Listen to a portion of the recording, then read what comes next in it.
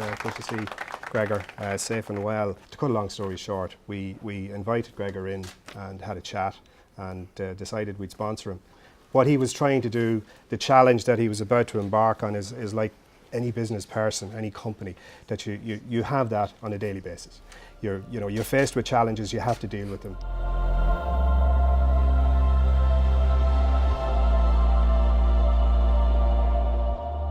Unfortunately, I got caught in a pretty vicious storm, and on about 82 days into the race, and I was forced to abandon my vessel after it got dismasted. And sort of in the same storm, another one of my competitors, Abhilash Tommy, also got dismasted and quite severely injured. So the two of us had to be basically evacuated off our boats. My whole journey started about a little over 3 years ago, when I responded to an ad in a sailing magazine, and then for the last since then, it's not just this race didn't start 3 months ago. It started 3 years ago with the whole journey.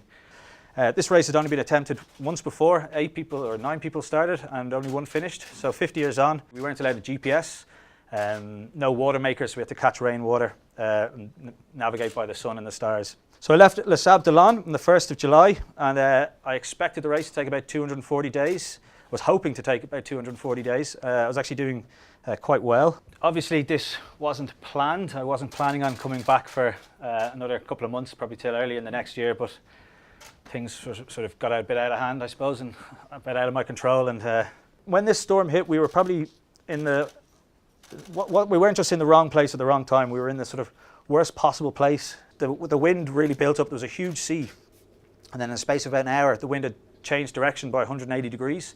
So you've now got a swell coming from the northerly direction, then another swell coming from the south, and when they kind of crash into each other, it can create quite a big, really messy sea. So that was the real danger, was the sea state. So I think that's what caught me. That's what this thing was. It was two waves colliding, and it just created this huge throwing mountain, basically.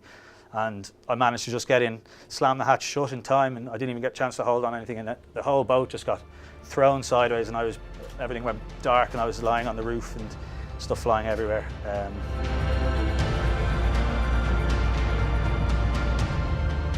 Hanley Energy, we're an Irish company, co-owned by myself and Clive Gilmore.